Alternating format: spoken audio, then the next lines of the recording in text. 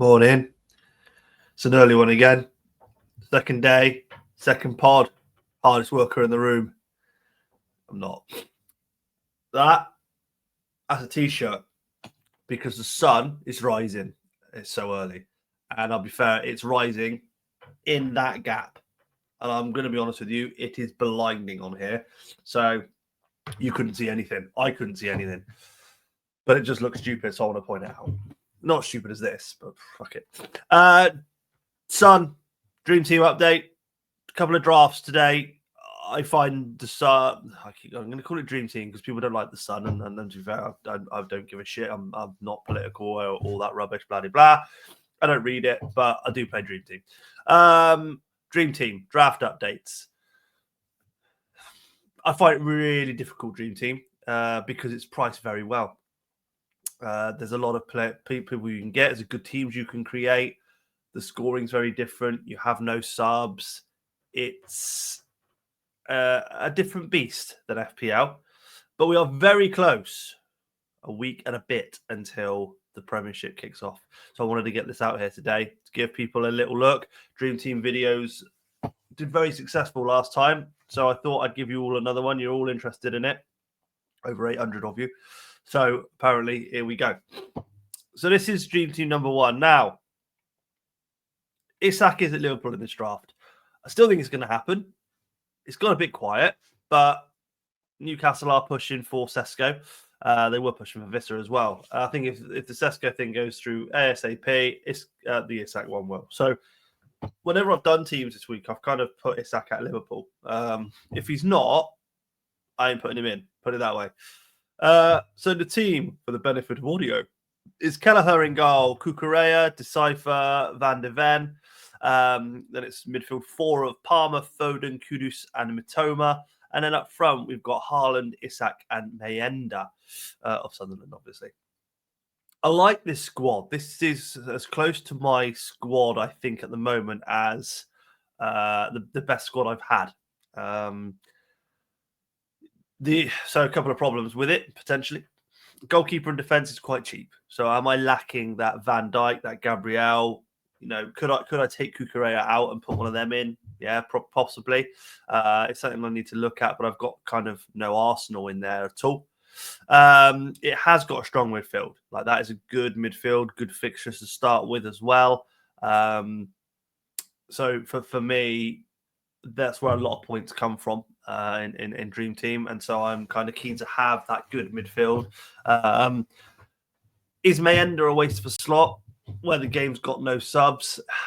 You know, we know he's going to play up front for Sunderland, but how good is Sunderland going to be? Their transfers have been absolutely awesome in reality. So they're building something pretty good over there at Sunderland. Will it be able to compete, though? We've seen this before with Championship clubs coming up to the Premiership. Not fair to call them a Championship club now, is it? A new team coming up to the Premiership, let's call them. How will they fare? They've done great business, but is it just wasting a slot there in reality? Foden at 5 million seems like a lot, but actually, I think he's going to have a really good season. And Foden's been in a lot of my teams for a lot of different games I'm playing. With the KDB leaving, Foden looked pretty good in the Club World Cup. He didn't have a great season last season, but he had a good end to it. But the season before that, he was amazing. And I just feel like this season is a big one for him. They've got new players, don't get me wrong, but I just don't think they take the place of Foden. I still think he's very much going to be in behind the striker, playing that role, and I think he'll do really well. So Foden's there, and I think at 5 million he could be still. I've put Kudus at 4.5 million. Robbery. Yeah, more to the point, is that too expensive?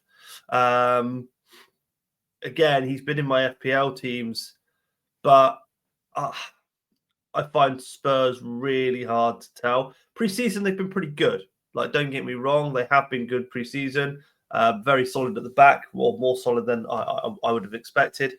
Obviously, Maddison got a pretty nasty injury in the last friendly, so maybe that makes Kudus, and I always thought he was going to start anyway, but I think that just makes it more obvious that he'll start somewhere. So and Son's leaving as well. There you go. So without Son, I think Kudus is right in there. I know they've got Johnson, Kulusevski, others obviously, but yeah, for me, Kudus at 4.5 is I would have maybe priced him at 4 possibly. And then Matoma's a nice little one as well, yeah. I don't think he's any bad things. I think he could have a good season. I think Brighton will do their usual above average and do all right. 3-4-3 is a bit annoying. Yeah, I prefer to put more midfielders in than actually, to be fair. But there's not really, for the price of Mayenda, and I think he's 2.5, and I'll go into some pricing and other players later. But I think for the pricing of Mayenda, you can't really get a decent midfielder in, or defender really. That's going to potentially come up with something. Whereas I think Mayenda could. So that is team number 1. And this is going to be a short pod today, by the way. Team number 2. So this one's a little bit different. We've got 4-4-2. It's more balanced with defence and midfield. And I guess it's balanced all over, actually. It should be, to be completely honest with you. So this team has Sanchez in goal, Van Dijk, Cucurella, Van de Ven, and Decipher in defence. In midfield, it's got Saka, Rodgers, Adringa, and Neto. And up front, it's got Haaland and Evan Nilsson. It is more balanced in every position. Is double Chelsea defence the way to go? I have considered it in FPL. I am considering it here as well. They do have such a good run for the first 10 fixtures. Is a double up worth it? If you go in Cucurella and Sanchez, I think it's not a bad idea. But you're going to be gutted if they start letting in one goal here and there. There is 19 million spent in that midfield. But actually, I don't like the midfield whatsoever. I think it's weak as hell, as I put. Saka and Rodgers, great players. They'll be fine. I'd say that Newcastle's a difficult game to start off with for Aston Villa. And I'd say, not Man United, a difficult game for Arsenal, but I'd say that obviously Arsenal have got Newcastle and Liverpool 2 and 3. Might be the wrong way around. I said that. No, it is Newcastle, then Liverpool, isn't it? So for me, Saka's a little bit difficult. I don't like going any other Chelsea midfielder bar Palmer. I know Neto was good in the Club World Cup. I even openly said a million times Neto will have a great season. I thought he'd do quite well at the Club World Cup, and he did. But yeah, I can't get over the niggling fact that I don't own Palmer.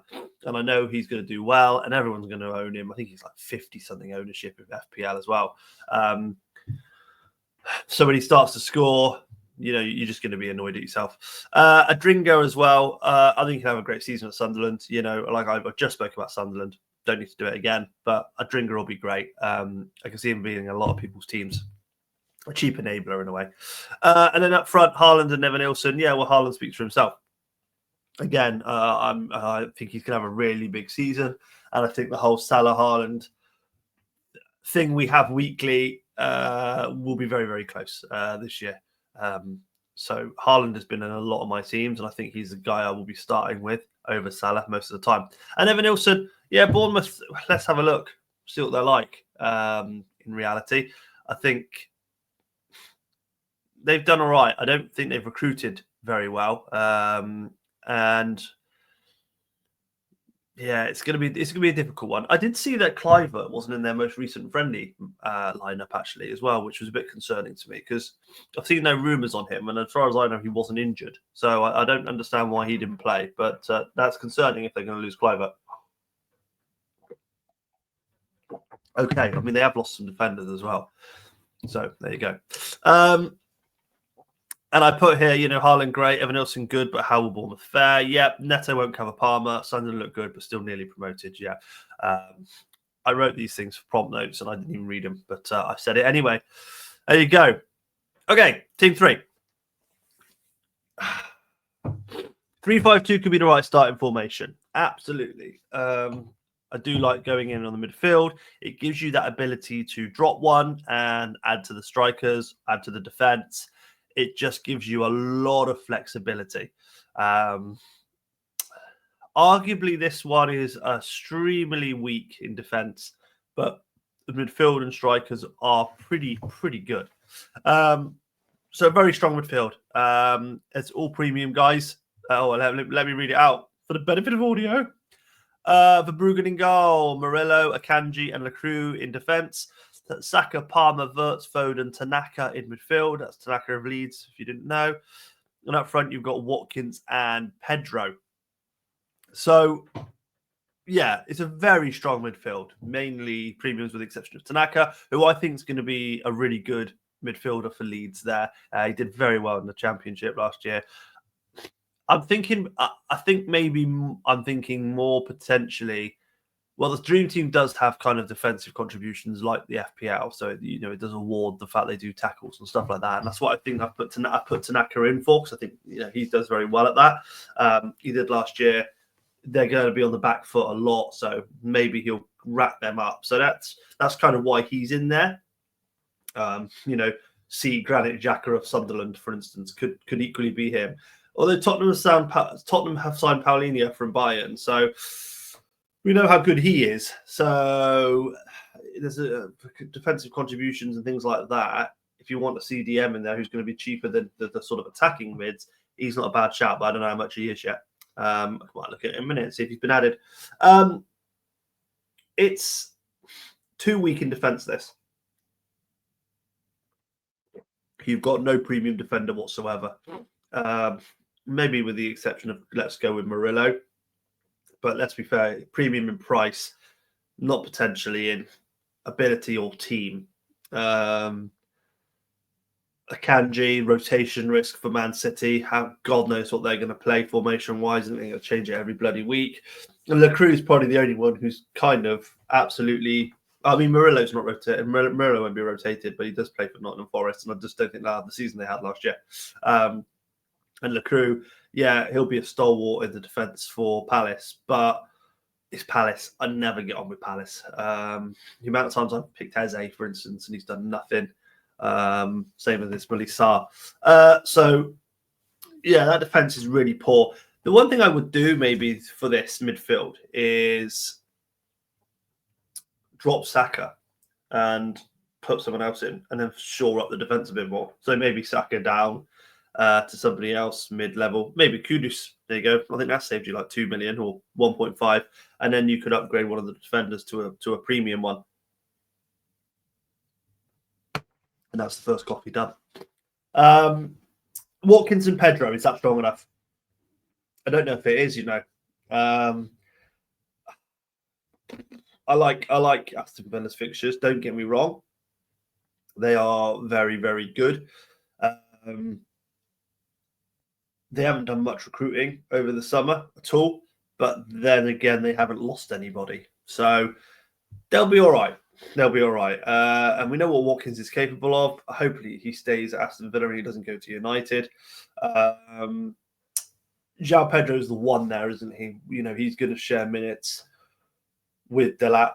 I mean, Chelsea have got about 50,000 players, so actually he probably could share minutes with a lot of people. But yeah, he's going to share minutes with Delap in reality. And I would have said Nicholas Jackson, but I think Jackson might be off. He's rumoured to be going to every bloody club under the sun. So, I don't think Chelsea want him anymore. So that's quite simple, really. And then I was kind of looking at other ideas and other players that you could go to. And I'm doing this a little bit from memory and a little bit from prompt. I don't like a lot of the goalkeepers because they're 4.5 or 4 million. I think Sanchez is 3.5 million, and that's kind of the max I'd want to spend on a goalkeeper. And around that level, you've got Pickford, you've got Sells if you want to trust Forest, Vicario if that's who for Tottenham. 3 million's not bad as well. You've got Leno and Neto around that side. Verbruggen is 3 million. I don't think you want to go any lower than that within Dream Team. There's no 2.5 or 2 million goalkeepers that you really want, unless you just don't want your goalkeeper to score any points. That's absolutely fine as well. It's difficult to go for defenders in this game because they are priced quite highly. Gvardiol is 5.5 million, which is actually 0.5 more than Foden. Will he outscore Foden this year? I don't know. I don't think he will. Munoz is 5.5. Yeah, he was great last season. A lot of returns for Palace, but I don't think he can keep that up in reality. It's Palace they are not that great. They will concede a lot. So you are relying on 5.5 million really for more attacking returns and not the clean sheet stuff or tackles and stuff. So I think Munoz is overpriced, especially when you've got the likes of Van Dijk at 5.5. And then you've got the two new boys of Frimpong and Kirkes at 5 million, and Canate. So if you do want him to Liverpool, it's going to cost you money. Now, the one thing I will say about Dream Team, and the one thing you probably wouldn't even got from any of these teams, is you can have as many players from one team as you want. So if I wanted a whole back line of Van Dijk, Frimpong, Kirkes and Canate, I could. It would cost me 20.5 million, but I could do it. Porro's 5 million. That's another good one. And then it gets a little bit more difficult. Like Nori 4.5, Kukurea is 4.5. Then you go down the 4 million guys, and actually, do you know what? There's no one I really want. Murillo is there, 4 million. Maybe that's a pretty good steal, actually, looking at the people he's got around him. People he's got around him, for instance, are Konsa, Matson, Lewis Skelly, Mazarawi, Robertson, Robinson, Shah. I think he's in. I mean, if you're looking at, company for Murillo, you're picking Murillo in that all day long, aren't you? It gets worse and worse, obviously. Obviously, it gets worse and worse as you go down the money. Kanji, Ake, 3.5, Cash, Chalobah. But really, it's difficult. I think when you get down to those levels, you're playing with are they rotated? Are they going to play? There's a couple. Van de Ven is 3.5 million, for instance. I think he'll have a good season. Decipher's 3 million. I think that's the cheapest one I've ever gone for. Anyone below that just don't look like they play. Midfield-wise, yeah, Saka's 6.5 million. Most expensive midfielder there is. Palmer's only 6 million. Personally, I don't know why they've done that. Let's consider Saka didn't have the greatest season last season. He was injured as well. So, personally, I would have put them on a level playing field at least. It just makes Saka not really fun to pick. I mean, he doesn't give you that. Doesn't give you that thought. If you're looking at Saka or Palmer, I think 99% of people at the moment would be going with Palmer, apart from Arsenal fans who love to lick Saka's bum. Verts is 6 million, and I've had him in a lot of my teams, but is 6 million for an unproven player a bit too much? He's looked great in pre-season, and I really like him. I think he'll do brilliantly. But do I want to take that punt early on? 6 million. It's a lot of money, isn't it? Mbumo is 5.5 million, and he's down as a midfielder. So if he does play up front for Man United, you could get yourself a steal there. Otherwise, again, you get down to 4.5 millions and you're lost.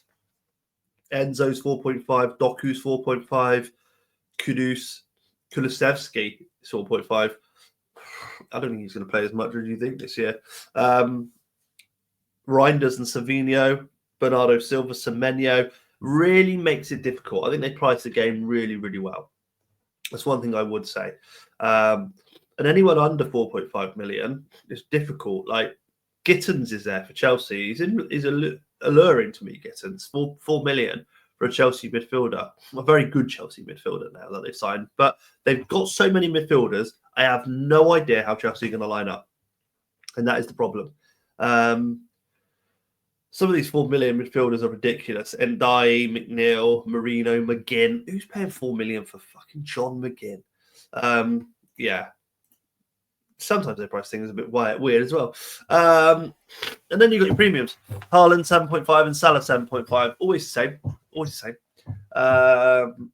So it gives you a decision to make. I go with Haaland at the moment. I think straight off the bat, they've got an easy. I mean, the first game, Liverpool home to Bournemouth. Okay, fine. Haaland, I think Man City away to Wolves, if I remember rightly. So a little bit difficult in regards to the fixture. But yeah, it's a similar fixture, isn't it, for each of them? One's home, but a better team. One's away, worse team. I give it to Haaland at Wolves, to be fair. I think Wolves are pathetic. Isak, 6.5 million. Obviously, he's the one who I think will be. I'm putting him at Liverpool in this, and it's a little bit of big money to spend, 7.5 and 6.5 on two strikers in this game, and that's why you've got Mayenda in there at like 2.5, I think. Gael Carres is 6 million if you fancy that. Watkins 5.5 could be a pretty good one. Cunha, if he's playing up front for Man United, which you would expect, is 5 million. So let's see how they do. You know, United have got a really good forward line now, but defensively they're poor and they just never seem to click. Marmoush is 5. I think it's a little bit overpriced. Did very well last season, but I don't know if he'll do that again. Gakpo's 4.5, but he's a striker in this. They kind of put those left and right wingers as forwards in this game. So if Gakpo was a midfielder, I think at 4.5 he'd be a pretty good steal. But using up a slot there in the forward line, difficult. He's been very, very good pre-season. Chris Wood at 4 million might be a really good steal. But then again, you've got Evan Nielsen at 3.5. So why would you go there? And that again, unless the the Everton guys allure you at 3 million, Barry and Beto.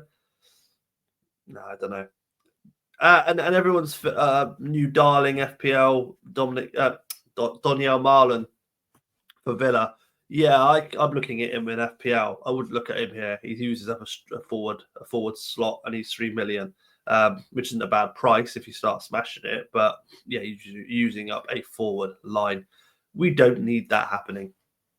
Anyway, look, I have given you 3 teams there, 3 different layouts, 3 things that I've considered. All those teams have been part of my draft at one point or the other. And I gave you some other good players as well there. That's it from me. A very quick and easy one today. Easy listening. That's what we like. Nothing too strenuous. I don't have any stats or anything. I gave you them previously, and we haven't really kicked off, so I can't give you new stats. Simple. I'll be back tomorrow with an FPL one. In the meantime, take care of yourselves, be kind, and all that good stuff. See you later.